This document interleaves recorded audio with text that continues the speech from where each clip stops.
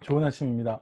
오늘은 고린도전서 16장 1절부터 12절까지 있는 말씀 함께 생각해 보려고 하는데요. 오늘 본문은 크게 내용을 두 개를 담고 있습니다. 하나는 고린도 교회가 예루살렘 교회를 돕기 위해서 헌금을 하는 것, 그게 첫 번째고요. 또 다른 하나는 바울을 비롯한 사역자들이 고린도 교회를 방문하는 것, 이렇게 두 가지가 있습니다. 두 가지 내용을 좀 살펴보면서 저희가 몇 가지 생각을 좀 하려고 하는데요. 첫 번째는 바울이 헌금을 하는 원리를 가르치는 대목에 있습니다. 헌금이라고 하는 것은 하나님에 대한 주권을, 그리고 나의 신앙을 물질로 표현하는 것이라고 할 수 있습니다. 모든 것이 다 하나님께로부터 왔습니다. 하나님이 없으면 난 살 수 없습니다. 그걸 바로 물질로 표현하는 것이 헌금이지요. 바울은 이렇게 헌금을 할 때 몇 가지 중요한 원리들이 있는데요. 오늘 본문에서 몇 가지를 제시를 합니다. 첫 번째는 규칙성입니다. 바울은 매주 첫날, 지금으로 말하면 주일인데요. 주일날 모일 때 헌금하라고 이야기합니다. 생각날 때 어쩌다가 한번 이렇게 하는 것이 아니라 규칙적으로, 그래서 나의 일상의 헌금 생활이 규칙적으로 계속 갈 수 있도록 하라고 이야기합니다. 두 번째는 보편성입니다. 어떤 특정한 사람들만, 특별히 부자와 경제적으로 여유가 있는 사람들만 헌금하는 것이 아니라 공동체의 모든 사람들에게 다 헌금을 할 것을 요구합니다. 한 몸을 이룬 공동체로서 가난한 교회를 돕는 일에 모든 사람들이 다 참여하기를 바라는 것이죠. 세 번째는 자율성입니다. 이게 가장 중요한 원리 중에 하나인데요. 자율성이라고 하는 것은 억지로 내는 것이 아니라 자원하는 마음으로, 누군가 시켜서 하는 것이 아니라 스스로 헌금하는 것을 말하는 것입니다.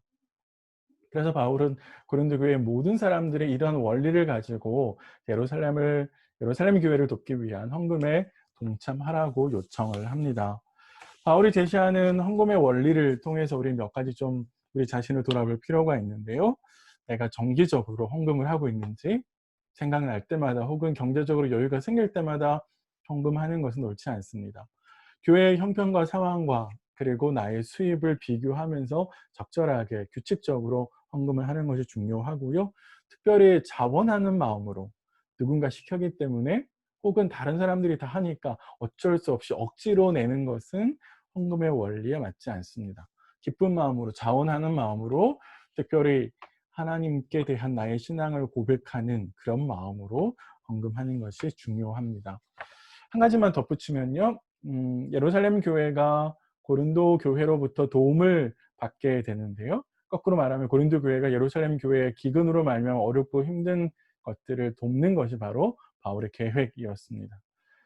우리도 한번 생각해 보았으면 좋겠는데요. 코로나19가 계속되면서 경제적으로 굉장히 어렵고 힘든 가족들이 있을 것이고, 또 지체들이 있고, 그런 공동체가 있을 수 있습니다. 혹 돌아보시면서 내가 도와야 될 지체들은 누가 있는지 같이 한번 생각해 보셨으면 좋겠습니다. 본문의 두 번째 생각할 점은 바로 사역자들의 교회에 방문하는 것과 관련되어 있습니다. 바울은 고린도 교회를 방문하려고 계획을 짜고 있습니다. 그래서 한동안 고린도 교회에서 지낼 것을 생각하고 있는데요. 그런데 바울이 고린도 교회를 방문하면서 주님의 뜻이 허락하시면이라고 조건을 답니다. 바울은 자신의 뜻과 계획을 가지고 있지만, 그러나 사도로서, 특별히 예수 그리스도의 사도로서 예수님의 지시와 명령을 따른다라고 하는 자신의 대전제를 이야기해 줍니다. 내가 계획을 세울 수 있고 내가 어떤 것을 실행할 수 있는데, 무엇보다 중요한 것은 나의 계획과 나의 생각에 대한 하나님의 뜻이 무엇인가인 것이죠. 오늘 하루 내가 무엇을 계획하고 실행하기 전에 이게 하나님의 뜻에 부합한 것인지, 우리가 고린도전서에서 쭉 봐왔듯이 다른 사람들에게 유익을 끼치는 것인지, 그런 점에서 한번 생각해 보시면 좋을 것 같습니다. 세 번째는 디모데가 가는 것과 관련되어 있습니다. 바울은 고린도 교회에게 디모데를 보내면서 디모데가 하나님의 일을 하는 주의 종인 것을 고린도 교회에 각인시키고, 그래서 그에게 적절한 예의를 갖출 것을 요구합니다.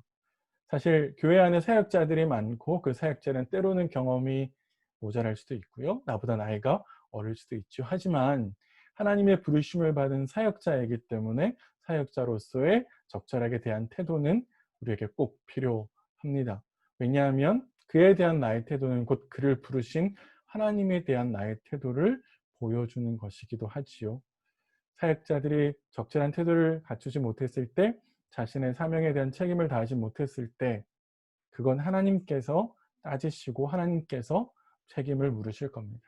내가 해야 될 일은 하나님께서 부르신 그 사역자에 대해서 예를 갖추고 함께 협력해서 거룩한 공동체를 세워 나가는 것이죠.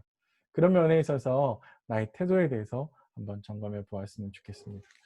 오늘은 고린도 교회에서 일어나고 있는 두 가지 문제, 하나는 헌금의 문제고요. 또 하나는 사역자들이 방문하는 문제와 관련되어 있는데 모두 다 태도와 관련되어 있습니다. 헌금은 하나님에 대한 나의 태도를 보여주고, 그 다음에 사역자가 방문하는 것은 사역자들에 대한 나의 태도를 보여준다라고 할 수 있습니다. 오늘 하루 보내시면서 이 두 가지 점 한번 좀 생각해 보시고요. 또 나에게 뭐가 수정되어야 될 것인지도 한번 고민해 보시는 하루 되셨으면 좋겠습니다. 저는 내일 아침에 고린도전서 마지막 내용을 가지고요, 여러분 찾아뵙도록 하겠습니다. 오늘 하루도 평안하십시오.